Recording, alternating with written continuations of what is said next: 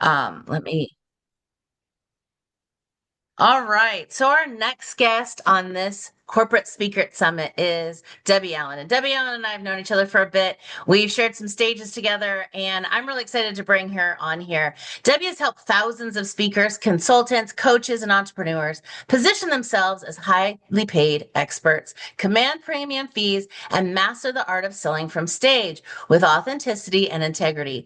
She's known for teaching speakers how to create irresistible offers, build trust with an audience, and dramatically increase their revenue, all while staying true to their values, serving at the highest level. Today, we're going to be talking about how speaking is just not about great content, right? It's one of the fastest ways to grow your business and how to create a genuine connection so that there is an opportunity for buying. So, welcome to the stage, Debbie. Thank you. I'm just looking at your glasses and I see how they match your blouse. I love it. You got it I coordinated didn't, today. I didn't coordinate them. Exactly. And They that's what we're just going to happened. help speakers do today is coordinate their life because again, that was a key point you just covered right there, Erin, is that they spend all this time working on the presentation, but there's so much more to build a business and keep it consistent.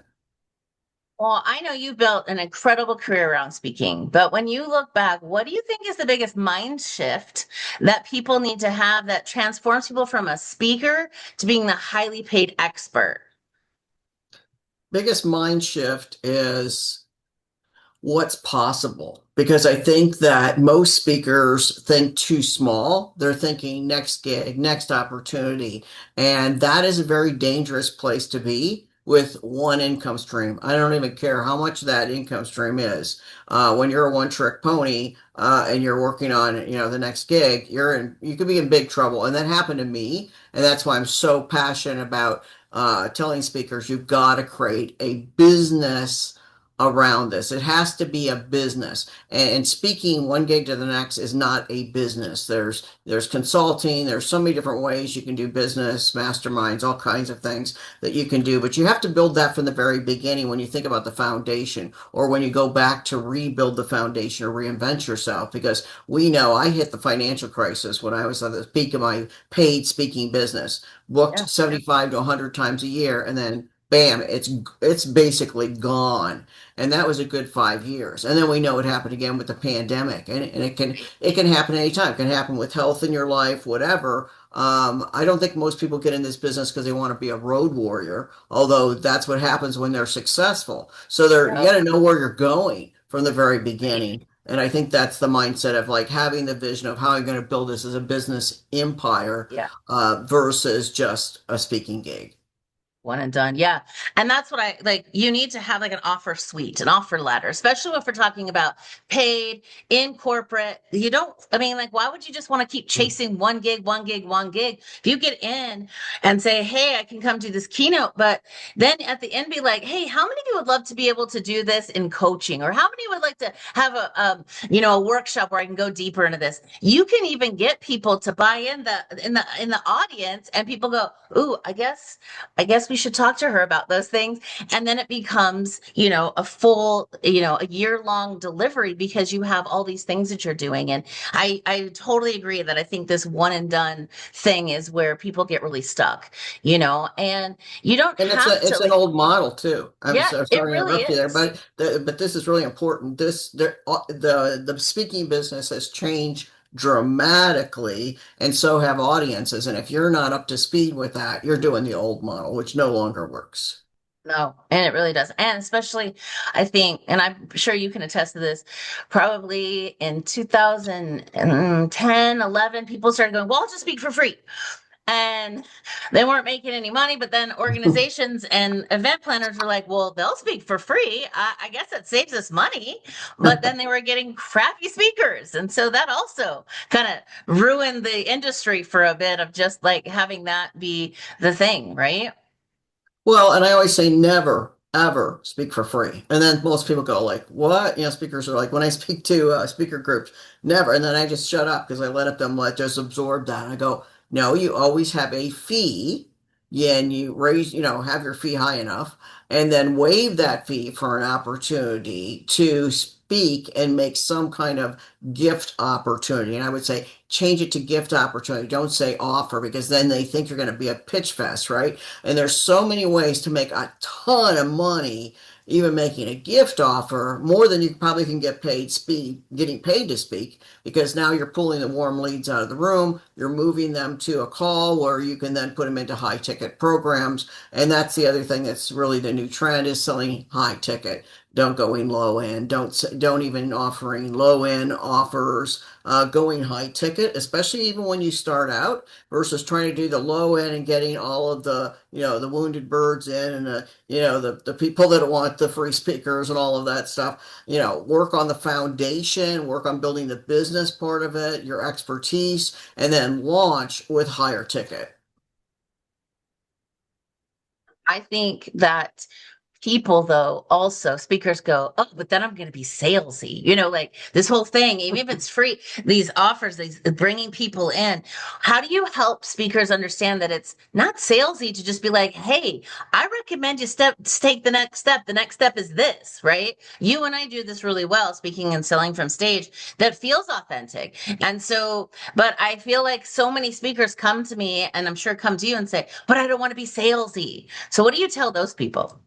Well, that goes back to mindset too. You've got to work on, what is your value, proposition? What are you really bringing? And most speakers get in the business because they care about helping. They're not most people getting in the speaking business. So they're going, hey, I want to make a hell of a lot of money. That's not the number one thing most people get into it for. They want to make a difference. They want to make an impact. And to do that, how are you going to do that if you don't make an offer or an opportunity? I don't even call it a sales. I don't call it even an opportunity. It is an opportunity, but you're opening up the door to what's possible for them. And if you don't believe, with your head and your heart, how much you can give to the value to a possible client, then, you're going to be really bad at selling because you're thinking about selling versus coming from a place of service. How many more people can I serve? How many more people can I help? If I got that keynote, can I go in and I already know all the problems this organization has and help me put together this dynamic keynote. But why am I not going in after a 45-minute keynote and doing some consulting or doing deep dive strategic planning with this company some other way where I keep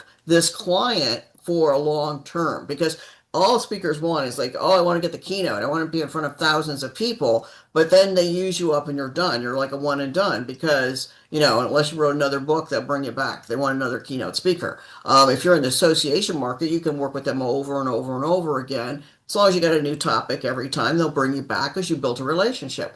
But most keynoters don't build a relationship. And Erin, this is the part that drives me crazy. They don't even build an email list. So I work with celebrity corporate speakers and they don't even have an email list and they realize I'm done being a road warrior. I got to create other income streams. And they have like 200 people on their email list and they've just spoken in front of 10,000 people last Right. year. And they don't even send them to a landing page, which is insane, but it happens so much. Oh yeah, I see that all the time. Like, well, how much is on your email list? They're like, I don't know, like 1,000 people. I'm like, you've spoken at some of the biggest conferences. You're a Hall of Fame speaker for NSA. You're this, and you got nothing else, right? And I think that's one of the things that just blows my mind as well. It's like, I'm always saying, at least get them. If you're getting their attention, you're being so good that you're getting their attention. They want to take you home with them. So how do they take you home with it? You just say, "Oh, yeah, my book." Well, in the back of your book, do you talk about your other programs in the back? Like there's got to be a funnel because if you don't, you're just speaking to the people that are in the room, and then that's over. You're one and done. Right. Even putting up one slide with a QR code and inviting them to a gift that is a workbook or some kind of high value something that takes them to the next steps. Because Erin, when I would get off stage, I mean, I was the same way. Everything I know that drives me crazy, I did wrong. Yeah, So me too. yeah, that's how we learn, but we learn. And Yep. so I would, I'd be on stage, 45 minutes or an hour, and I'd go back to my room because you want to hide out because you're in front of thousands of people, and then you order room service because you're like, I don't want to run into those people because, it's just a weird feeling that you're like really special, and then you get off the stage and you're done, like you're done. and I would go You're in back a in your room. sweatpants and it's like, no, Exactly. And then eating yeah, ice exactly. cream. You're hiding out. And so then I would go, gee, I wonder how much of that stuck. A lot of that motivational stories, and yeah, they laughed and I had some good points, but it's like I started feeling bad. Like, are they even going to get this? Like, the company paid me all this money to come and do this, but how much is really going to stick? And that's when I started wanting to do consulting and doing deep dive work with people. But when I had first started my speaking business, I was that way, just chase another speaking gig. They're going to pay me this much. I don't want to do consulting. I want to do all those other things. And I think a lot of speakers think that way. And it's a very dangerous way to think because, again, Yeah, I lost everything when the financial crisis happened. And luckily, I went international to save my business, but I was international for 3 years, and I had already built a yeah, foundation and a solid speaking platform. But I don't want that to happen to people, especially when you've got all this knowledge of going in the corporate market and doing this, and they work so hard to get these speaking engagements. And again, when I work with these, almost, they're famous keynote speakers. They've got a brilliant story. They've been in plane crashes and they've caught on fire and all these crazy things that happen. And they've got this. I'm like, gee, nothing major's happened to me like that. What am I going to speak about? And I like these incredible stories, which is like then that puts them into like this celebrity fame. But they're terrible business people because that's all they've got. And that they have their story's story, eventually, yeah, it's eventually going to get old. Somebody's going to have a bigger story. They've been kidnapped and whatever. It's like, who right? knows? Well, yeah, and you're right. Like right now, I mean, I'm recovering from hip surgery. So I've been either sitting in a bed or sitting in a chair and trying to maneuver those things, but I can't be on stage right now. Like it's going to take me another month before I can get on stage and be up there for, an hour. And so it's that you don't think about that. And I'm only 49 years old. Like this isn't, so it's like this isn't some catastrophe or whatever, but this is something that comes up and it's like, so do you just your business just dies because you can't get on a stage? You can't have that. You have to have other things that are sustaining you and keeping you going. And I feel like you said we might get on a call with a corporate buyer and you're selling your keynote, but you're not thinking, you don't ask them, hey, what are kind of the problems that you're experiencing? I did this with the women of Amazon. And they're like, well, we bring somebody in. It's great. They're awesome. Maybe they give us their book, whatever. But then nobody reads it, nobody does anything, and nobody implements. And I said, okay, so what if we created like a challenge where they are actually practicing the 5 things I'm going to go over 5 days and sharing it? And she's like, wow, well, that's awesome. I'm like, sure, I can create that. Like, I didn't have it created. But as I'm talking, I'm finding out more. And I think that's where they're stuck keynote, keynote, keynote, and not how else can I expand this? What else would you like from me? Right. And then she asked me about so their yearly industry events, their quarterly, right? These are the things that you can get if you start asking the right questions, right? Right. They got to implement that. That's like, yeah, that was a really great keynote. We got the Keynote innovation, we got the books, and then it's like, yeah, I don't even remember the person's name. They had the story about something. They remember the story. But here's the other thing too. When the pandemic hit, Erin, everybody goes online, right? So that was ridiculously insane how long that lasted. But it was a mindset thing. I mean, the financial crisis was literally a financial crisis. Like there's no Right. money, right? But the pandemic was a mind, brainwash thing that people had got in their head, and it took so long for people to go back live. I knew when live was going to come back. I knew in 2024, this is 4 years, freaking ridiculous. I'm ready to Right. go back. I mean, but people got lazy and people are still online thinking, I took my business online, I'll just stay there. Well, we know what's happening there because now online is getting overly saturated. Numbers are going down. And then people are coming to me going, I need to reinvent my business. I took my business completely online and now my numbers are going down. I said, okay, here's the reality. I can't wave a magic wand and make those numbers go up. This is a reality of like we're going through a shift right now. And any business goes through a cycle, online, or whether it's real estate, Yeah. whatever it is, it goes through a cycle. And so the cycle is going back to live. That's really good news for paid speakers that want to be on a live stage. But what people that have went full time online now need to realize they need to go more live. And we need to have both. Again, that hybrid. We are Yeah. in a hybrid model that will stay. That is, that's good. But again, you have to again diversify and know Yeah. where the market is. Well, and I also saw during the pandemic people going, well, if I don't go live, then I just charge less. No, Mm-mm. you're still doing the same thing. Yes, you didn't have to travel. Yes, you didn't have to get on a plane. Yes, you didn't have to do all the things, but that doesn't drop what your value is, right? And Mm-mm. that's what I saw people get suckered into. Well, if I don't have to go there, then I will only charge 5 grand instead of my 10 grand or whatever. And it's like now you're devaluing yourself. And if your speaker one sheet sitting there, Debbie, with your 10,000 and then this person's with 5,000, in corporate they go 10,000. Something's wrong over here, right? Because there's a Mm-hmm. perceived value that's different in corporations because they see it very transactional. And if you own your value, they'll pay you your value, right? Yeah, But and it'll actually hurt you charging too much. So I spoke to the public speakers group in UK, PSA, I think it is. So I was doing a couple calls with people, and I just did one this morning. I did one last week, and they tell me, I said, "What's your speaker fee now? What's your goal?" And they tell me what their fee is, and I'm like, "Oh my gosh, it's so ridiculously low. Is this a UK thing? Because if you try to get business in the United States, they'd go." You're a newbie, and they've been yeah, speaking for, 2, 3, 5 years, whatever, different yep, ones. I'm like, you have to price accordingly. You have to look the part and you have to charge the part sometimes even before you're ready for that, because yeah, they're just certainly not going to take you seriously. They're going to judge you by your fee, by your platform, of what your whole marketing, your positioning looks like, what your niche is, specialty of niche, even more, and the demo video that is spot on for that specific market. And if they don't see that, they're just going to pass. And then on top of this, yes, the good news is, yes, we've swung the pendulum this way where live events are stronger. They are stronger now, Erin, than they were before the pandemic. Live events, very, yeah, very strong. But the thing is that if speakers aren't up to speed with that stuff, they're not going to get those opportunities. And then also meeting planners, because we now have more speakers that want to get into that market, they're asking for more. They're asking you to yeah. come to the VIP receptions. They're asking you to do the book signings. They're asking for, they might be paying you more, but they're going to be expecting more from you. And you have to be the kind of Yeah. speaker that is not a diva and goes in and says, what do you need me to do? Whatever I can do to support you while I'm here. Yeah, and that's how you actually get repeating Mm.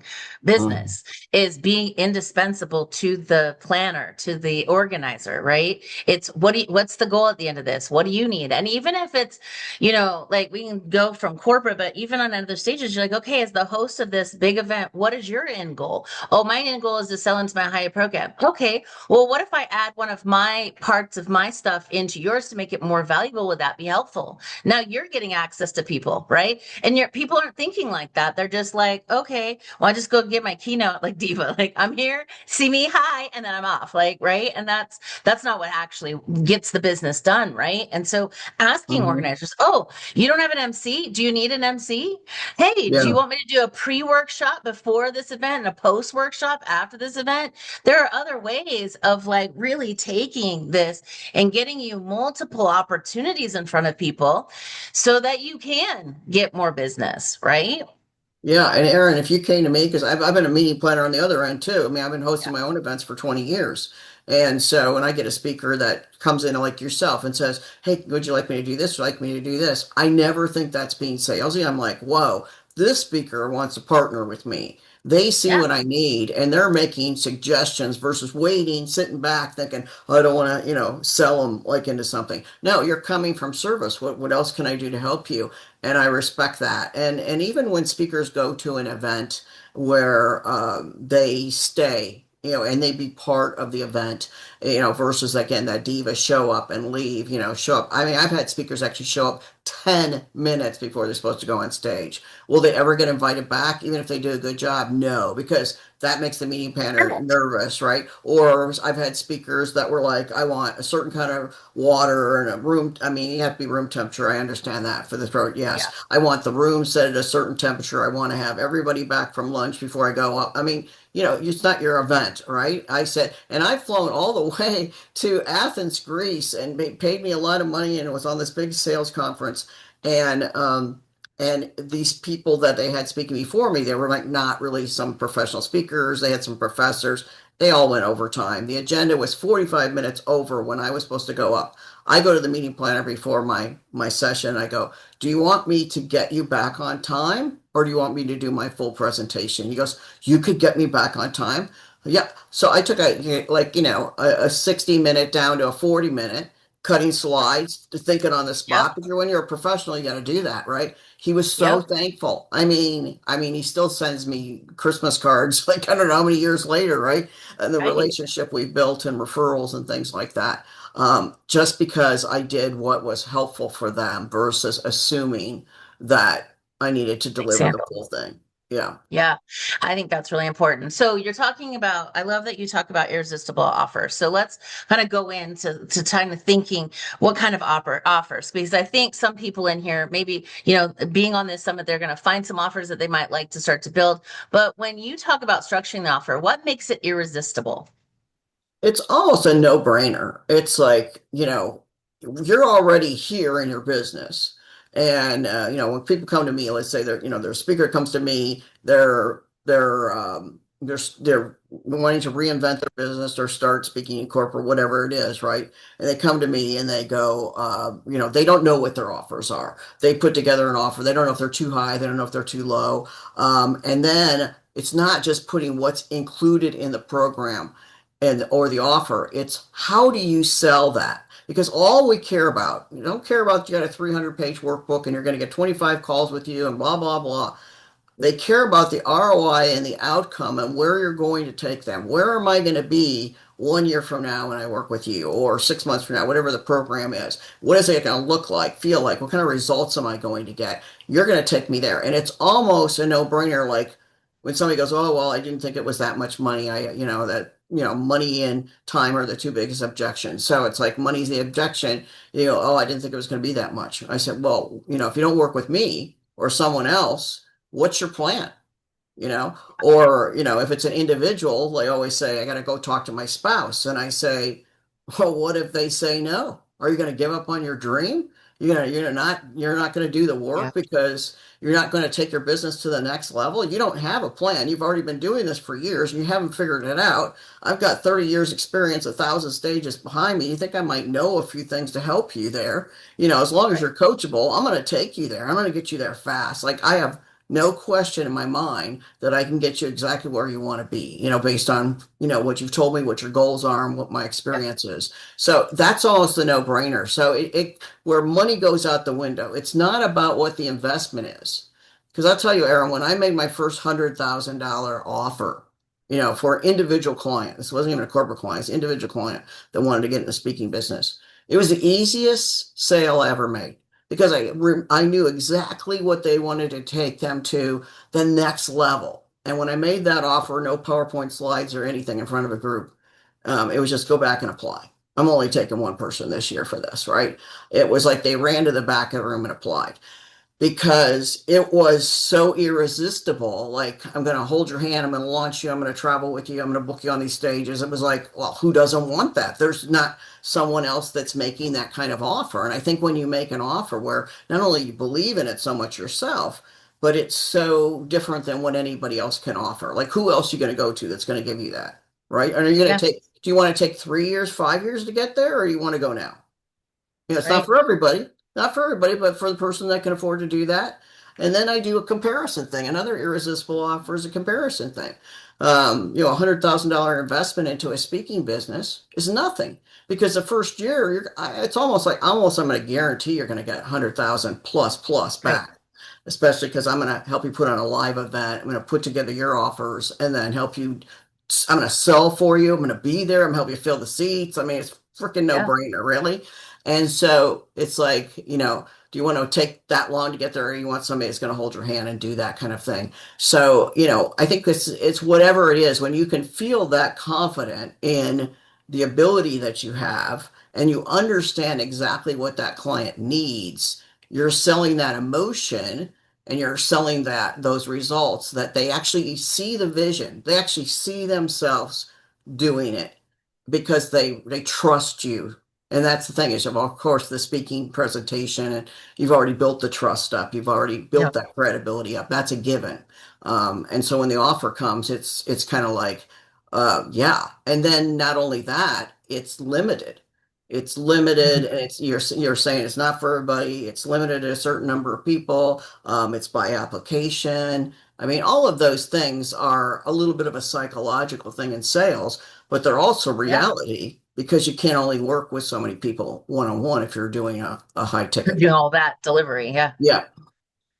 What do you think is the thing that most people forget when they're doing their offer, even like from stage or whatever they're doing, that dramatically you think just increases it? Like you were talking about some of these things like application, limited, and making it just feel super exclusive. But what do you think, just watching in the industry, what do you think would really help people change their conversions? And it might just be something small that they're not even thinking. Mhm. You have to transition before the offer comes. So a lot of people, yeah. So that's like you can't like when I first learned this, like I mean I'm traveling everywhere. I would get like the token woman on stage when I was learning it because all the guys were selling. I know I was the Right. best speaker, and they'd say, "Oh, you're the best speaker of the whole weekend." I'm like, "Yeah, but I didn't get any money in the room, I bombed." So it was because I didn't understand the transition. So I would throw a keynote, I would take a keynote and then throw an offer at the end. And so there wasn't this transition and these pain points.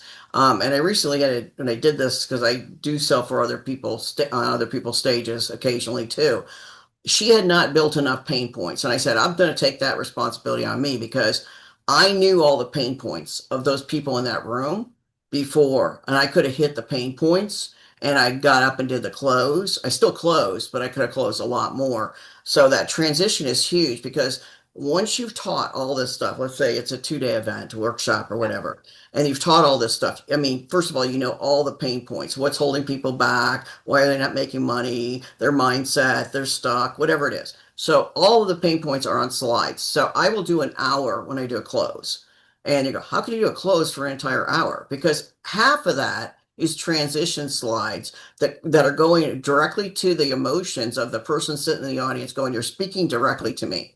Oh my gosh, you hit it right there. That's my thing. That's my thing. That's my thing. And then I actually have a door that opens, and the door opens in my PowerPoint slide. That's another thing you have to have because it keeps you on point. And then the opportunity comes up, right? Let's get rid of all Yeah. those issues. Well, they've Mhm. already bought into it because when I come back from stage, even when I'm selling for somebody else, I come back as the MC. So I start back as the MC, then I start going into the transitions, and the transitions go right into the close, and they never even realize it. And I can be doing it for Yeah. an hour, and they're just hanging on every word. In fact, they're leaning in sometimes. And then one of my Yeah. clients, so like sometimes they'll go, well, you didn't hit them hard enough. You didn't. Usually you hit them close, harder going to the back of the room. I said, I already saw the audience had it. They already had it. It was no brainer. Like it was Yeah. so they were there with me like every second of it. And I think Yeah. where people lose that is because they think they can just throw an offer on the thing. They haven't hit the emotion. They haven't seeded. They have a case study, showing before and after. So speaking to sellers, Erin, is completely different model than motivational speaking. Yep. And so I mean, both. You could pretty much write your own ticket in this business. Yeah, for sure. And I think that's the thing. I think some of these speakers who have been speak to self for so long want to get into corporate, but it's a totally different it's a totally different way of doing it. It needs to feel different. It isn't that.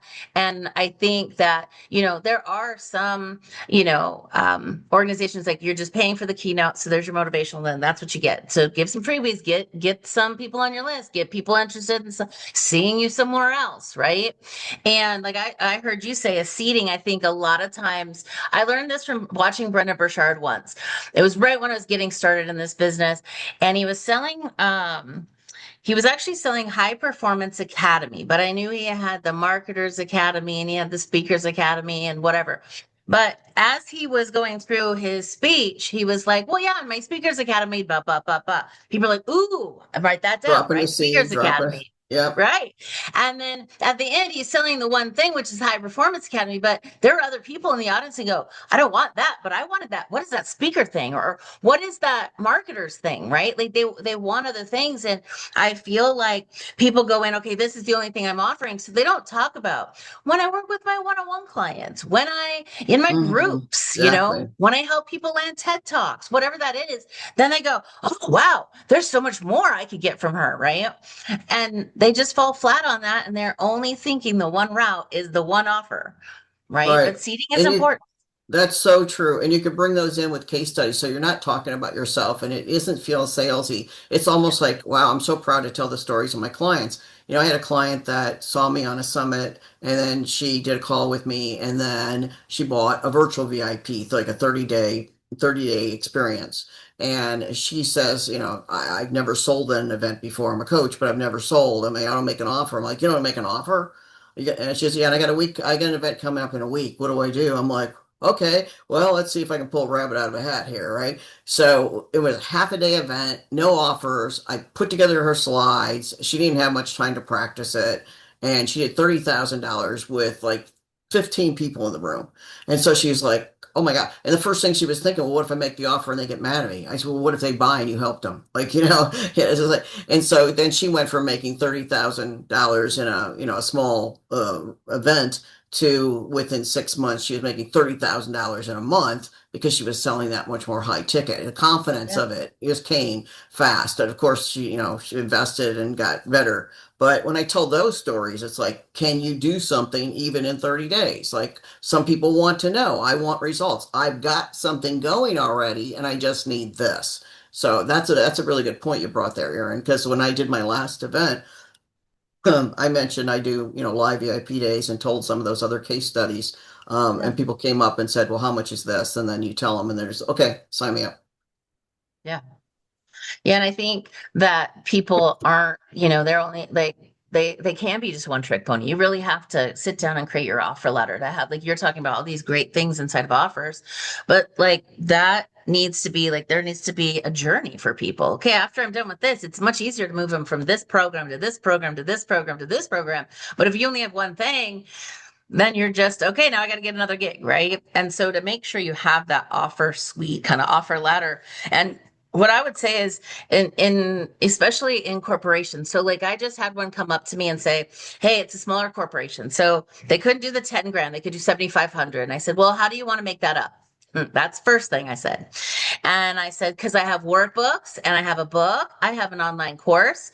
Do you have a materials fee budget? Do you have an Hmm. e-learning budget? So they actually went over and actually made 15 grand for doing that because they saw that they could help me make up the fee, right? But they were also going, oh, I have to spend those budgets too, right? And I Right. think that that's where speakers get like they don't remember that. Well, and the meeting planner is not usually the main person, right? They've been given a budget, and part of their Right. job is to spend that money. So why not spend it on you? If you did, like I said, you're very brilliant about knowing how to ask for that, whether that's an educational budget or even a conversation going, well, we don't have the budget for the speaker. Well, let me ask you a question. Do you, when you have those dinners or, and all those luncheons that you have, do you serve dessert every time? Well, yeah, how much is that cheesecake going to cost you? Oh, it's like $10, from a hotel. And then you're gonna have 200 people like, okay, well, that's like, what if we don't serve cheesecake and we serve me as, Ooh. because now you can afford me as a keynote speaker. I mean, I've used things like that too. I mean, you just that comparison thing, like Yeah. what's the value of what you bring? And I think a lot of times it comes from our enthusiasm of we know what we can do. That Yeah. confidence comes across because we're excited to help that client. Right. And I think it is true that you can almost educate them. Have you thought about no cheesecake? Have you thought about a different budget? Right. And people go, well, wouldn't that be rude? And I was like, no, actually, they're like, I didn't think of that. That's brilliant. Let's do that. No cheesecake. It's Debbie instead. Right. Yeah, they're gonna get fat and sassy anyway. Go into coma, especially at lunch. Yeah. Right, exactly. You're going to have them crash anyway. So, and I know you've done a lot with associations too. So that's another unique audience because they often own businesses, but the association might also prohibit selling sometimes. But how do you work around when you do associations and that kind of thing? Because associations definitely different than a corporation, right? Because we're talking about that. But let's talk a little bit about what you've done for associations because there are some people that would be really great a fit for some of these associations.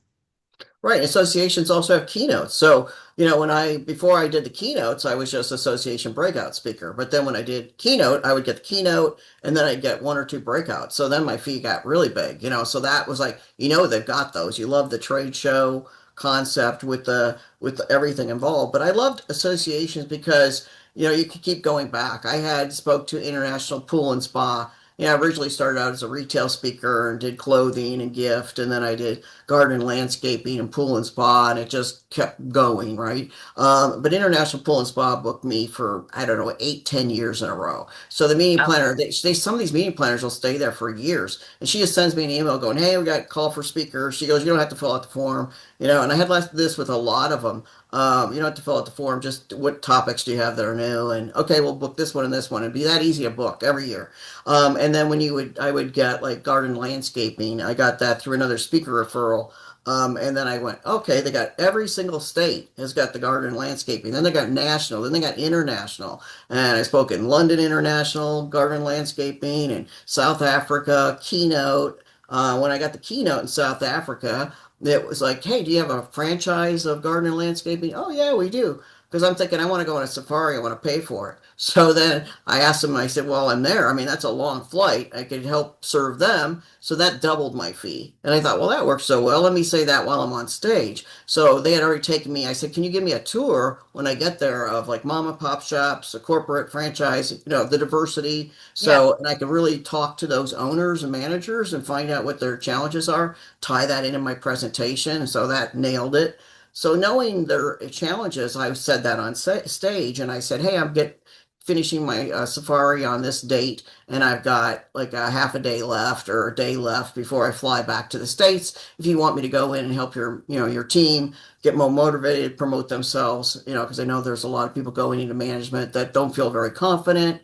And so then that's all I said. It was like 30 seconds. So somebody comes up to me after, he goes, well, what's your fee? I'd love to have you come and do that. And then I give the fee, and he's like, well, we only have 20 people. So this is the thing. When you hear that, we only have 20 people, which means they want to break you down on a fee. I go, well, that's awesome, because if you have a smaller group, 20 people, I can serve them individually even more. They're going to get even more impact because I'll do more interactive. And he was like, okay. And then I'm like, or you can wait till you have more problems and you can fly me back and pay my full fee and then, my travel and everything. He goes, okay, when you get done with your safari, I'll be at the airport to pick you up. I tripled it. And that was just conversations. Yeah. But then again, that was garden and landscaping came from me by a referral from another speaker. And then I saw the states and then that and it just saturated that. And then when you have, like, if you're an association that has multiple states and different ones, you put the testimonial on the email when you're promoting to them, and now your foot's already in the door. Oh, well, that one trusted, Pennsylvania trusted you, and Arizona trusted you, and you've got a quote, we know them. Oh, you're in. And it was so Right. easy, Erin, to build once you find like a niche and then build upon those niches and get booked. 7,500 times a year I was booked with association work when I started. Yeah, and I think that that's one thing. It's like when I think about niching or inside of corporations, I think stick to an industry because they'll talk to each other. When I was living in Seattle, I was at Microsoft, Boeing, Expedia, Google. They were all tech companies, right? And they all go to the same industry events. They all go to the GeekWire events. They go to all these things. And I was like, oh, if I start in one industry, they all talk amongst each other. So I started doing workshops for Boeing for women executive communication coaching. All of a sudden, Amazon called and said, hey, my girlfriend that works for Boeing said you had this really great workshop. We want to bring you here, right? And so and then like you said earlier, then you have the testimonials that line up with it. Then you have the other companies that they go naturally, they go, oh, if you've done them, then yeah, you could do this, right? And so it becomes easier to sell because you're staying with the same messaging, the same testimonials, the same kind of languaging. It's all within the industry, and you know where to search because you're like, okay, all associations for home building, I don't know, right? And Yeah. then you have that, and it's more narrow for you to market yourself, right? Most definitely. And all you don't have to be the best speaker. You have to be a speaker that's really easy to work with. And this is another thing that drives us crazy is like speakers are not easy to work with sometimes. It's like, why don't you send me the headshot? Why don't you send me the marketing piece? They ask for the same stuff every single time, and you got to bug speakers to get that stuff. I was easy because I had it all together, and bam, I was very responsive, and just so easy to work with. And that's always Yeah. was on my testimonial. She's easy to work with. She tailored the presentation specifically to our organization, listened to what our needs were. One of the best keynote speakers because I spoke their language, or best Yeah, speakers in exactly.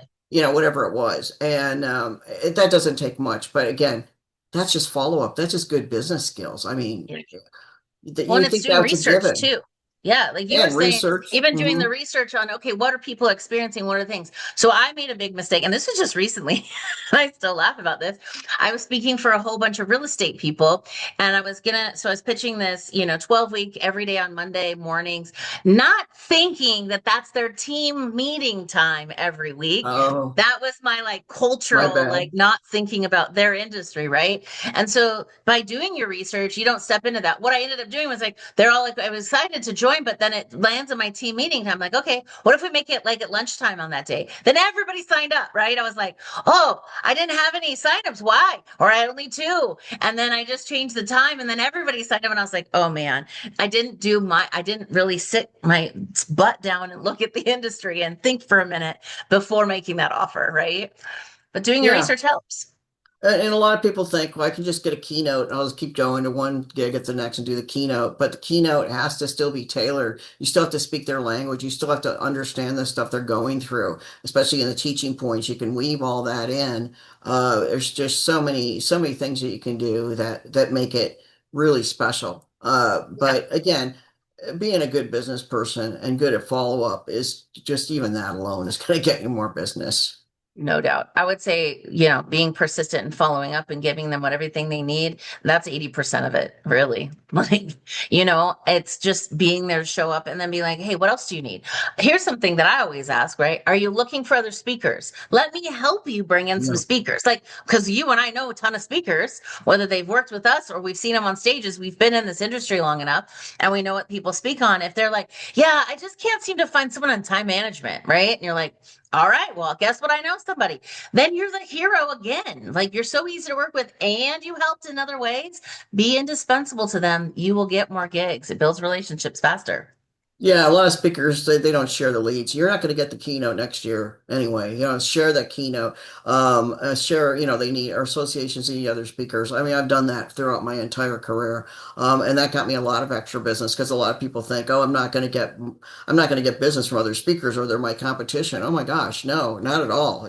Now we know joint venture partners. I think Yeah. business is much different than it used to be. Thinking it's competitive. Let me tell you a story a little bit about that ties into that with sometimes they don't have a fee because I think that a lot of people are missing the boat there where the corporation, they need to get into that perfect corporation, a perfect audience, and they say no because they don't have the fee. So one of my clients, he works in the salon industry, 40 years he was in salon. He wanted to be a speaker for the salon industry. Once we built up his credibility, they took him seriously. Of course, they wanted him in, but they weren't used to having budgets at some of those shows, the bigger shows they did.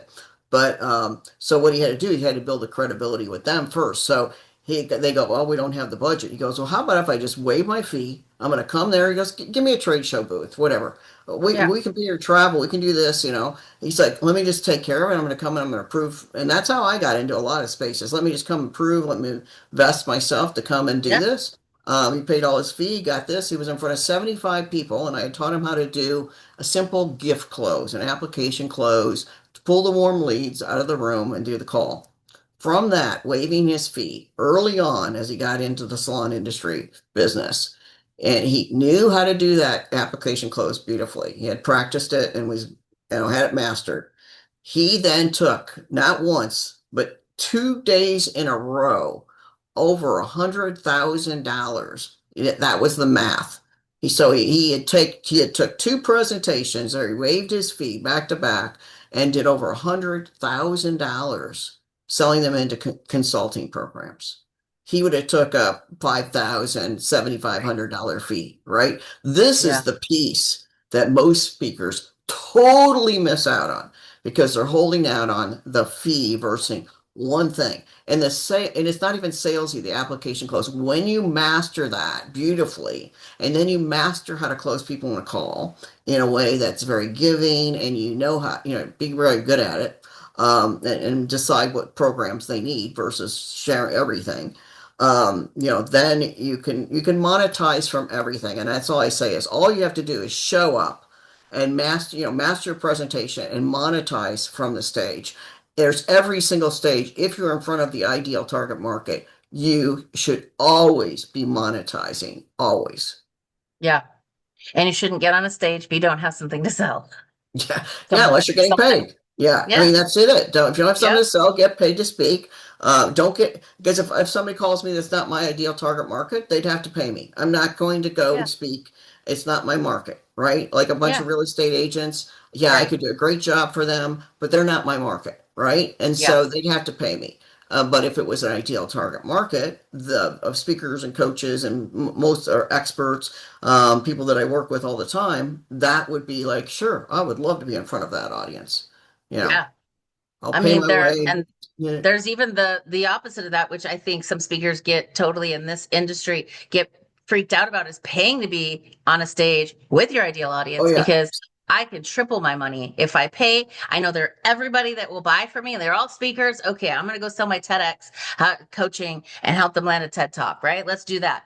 And then they're like, you have a line out the door and you're like, look, I paid 6 grand to come speak, but I just made 24 grand, right? Like Hmm. they're not The thinking, numbers. again, stop chasing the dollar. Like you said, if there's Right. no fee, create a way to have a fee that Hmm. actually helps you.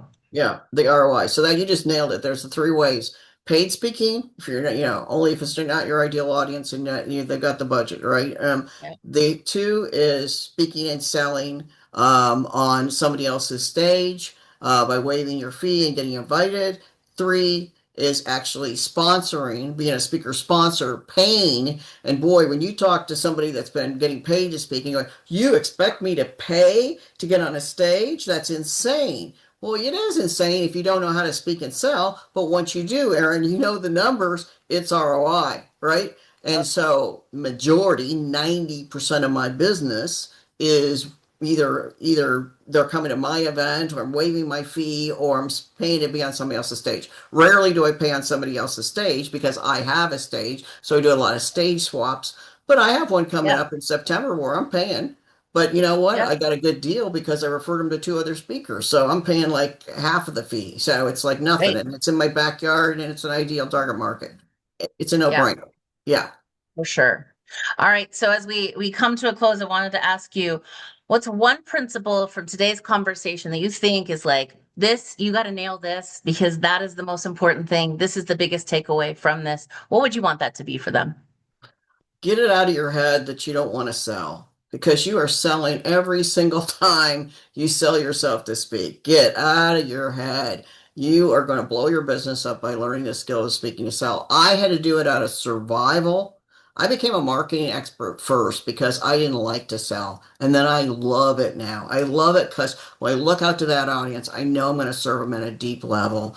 And that is a totally different feeling. So learn that skill. Don't be against learning it. And then when you do learn that skill again, you have a lot, you've tripled your opportunities versus one. So that's the biggest. Be open to it. Right. All right. And then I know you have a gift for us. It's a workbook. Tell us about the Master the Stage and Monetize Your Message workbook. Yeah, Master Stage Monetize Your Workbook. Okay, so there's a really great workbook that'll take you a little bit further into learning, like how do I do this? How do I take a stage and waive my fee, or how do I make that offer? And giving them. There's only, I mean, I used to teach 20 different offers. You only need two offers, and then learn the skills of it. With inside of that is the application, what I call the application close or the direct close. So that's going to walk them through that, and there's also a video on there as well that kind of gets them through that. That also gets them on my list. So when I'm doing, I'm occasionally doing online classes, and I've got a summit coming up that's beginning of the year, like a 5-day deal. You get invited to all of those as well. So that's a great opportunity for those of you that especially want to learn that skill. Yeah, I love that. And then since you do have an application close for your VIP gift, why don't you practice and show us what Yes. that looks like? Yeah. Well, I realized that I couldn't serve enough people, especially as I'm in the legacy portion of my career right now. It's like I don't take on a lot of personal clients. My fee is higher, and I give them deep dive work for those that I do. And so I wanted to take into create a community where I could work with new and emerging speakers and take them to the next level. So I created that community. So that page that they're going to learn about, there's a 1 hour keynote that I speak to speakers.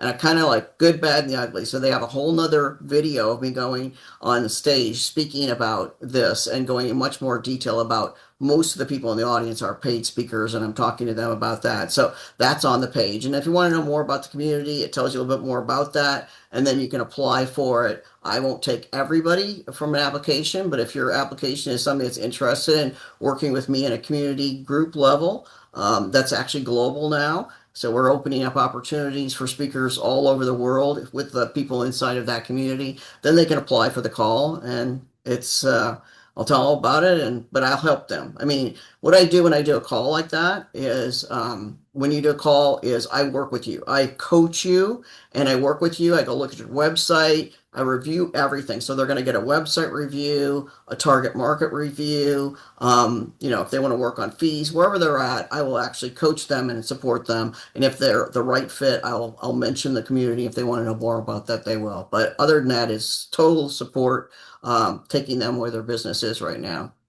I love that because that's also, you're just modeling for everyone else. So if you didn't know what it looks like, you do now, and you got to see it, and it doesn't feel like this is what I love to teach from experience. Show it to them, then go, you know what? It didn't feel like a sales pitch to me. And then they go, exactly. So you can do the same thing. Just duplicate what I just did. It's a gift, yes. Yeah, so thank you so much, guys. Don't forget to enroll in VIP. You get so much more of the goodies, and we have so many more things coming up. You'll get hot seat opportunities. We have a special master class that we're going to be giving you with Senator Mona Das, who teaches you the negotiations and teaches you how to really I mean, she passed 353 bills in the years that she was in, and talk about bipartisan, like having to negotiate between both sides to get everybody to align. You're going to get all that in the VIP, so don't waste your time. Like, there is a lot more goodies in there, over $10,000 worth of great opportunities, but we will see you on the next session. Thanks so much, Debbie. Erin, you've been delightful. Thank you so much. And thank you. Okay, hit stop recording.